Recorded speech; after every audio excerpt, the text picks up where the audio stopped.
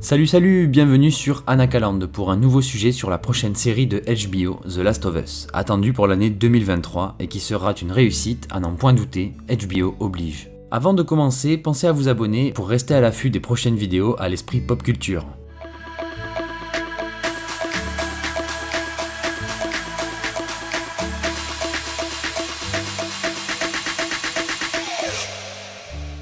Cette nouvelle série dont le premier teaser est sorti il y a quelques jours est basée sur le jeu vidéo du même nom qui a connu un succès planétaire depuis 2013. Nous y suivons Joel une vingtaine d'années après la chute de la civilisation moderne et la perte de sa fille Sarah. Ce survivant est embauché pour jouer les passeurs et faire sortir Ellie, une jeune fille de 14 ans, de la zone de quarantaine, au parfum de totalitarisme, dans laquelle ils vivent. En effet, les rares survivants doivent se protéger de l'infection au cordyceps qui transforme quiconque en créature souvent prise à tort pour des zombies. Ce petit boulot va vite devenir un voyage violent et déchirant à travers les États-Unis alors que chacun veille sur les arrières de l'autre. Les jeux sont déjà énormes, pour les avoir déjà poncés de long en large avec toutes les difficultés possibles, mais c'est notamment sa narration qui le démarque des autres jeux, tant par son gameplay que par son ambiance très immersive. Faire une partie de ces jeux, c'est comme vivre un film ultra palpitant qui nous tient en haleine tout du long, espérant qu'il en sera de même pour la série. Au casting, on retrouve Pedro Pascal, vu précédemment dans Buffy, Game of Thrones, Narcos ou encore Wonder Woman 1984, dans le rôle du bourru mais attachant Joel, et Bella Ramsey, découverte dans Game of Thrones, qui incarnera la jeune Ellie. Ce qui est rassurant pour les joueurs, c'est d'apprendre que l'on retrouvera notamment Tess, l'amie de Joel, qui sera interprétée par Anna Torv, vue notamment dans Fringe, la grande série de science-fiction fantastique de J.J. Abrams. On retrouvera également Tommy, le frère de Joel, interprété par Gabriel Luna, ainsi que Marlène la Luciole, interprétée par Merle Dandridge. Le site officiel nous apprend aussi que les deux voix originales de Joel et Ellie dans les jeux seront aussi de la partie avec des rôles de survivants déjà croisés dans ces mêmes jeux.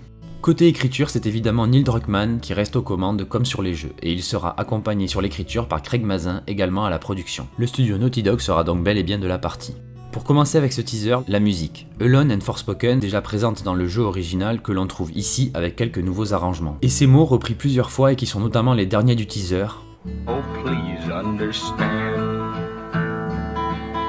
Qui a énormément de sens quand on connaît l'histoire de Joel et Ellie. Ensuite, la deuxième chose qui me frappe, c'est l'étalonnage de l'image qui est très proche du jeu, parfois sombre mais la plupart du temps chaleureuse malgré un propos très lourd. Le soin apporté aux environnements semble aussi extra. En même temps, pourquoi je m'étonne, ça reste HBO et le matériau de base était déjà superbe.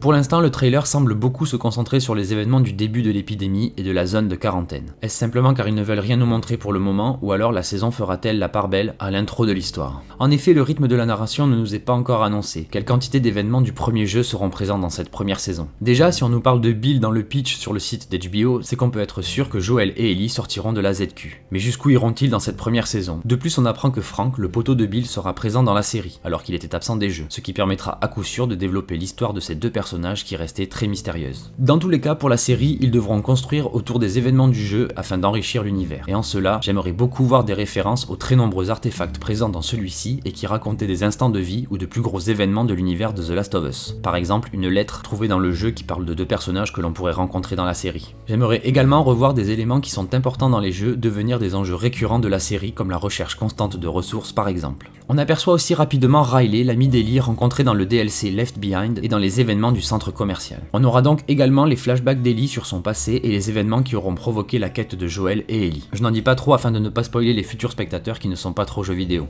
Enfin, ce que j'espère le plus évidemment, c'est que l'on va tous bien se chier dessus devant cette série, qui va être énorme, je le redis. Et les quelques aperçus tant visuels que sonores que l'on a eu des premiers claqueurs tendent à confirmer cela. J'ai hâte.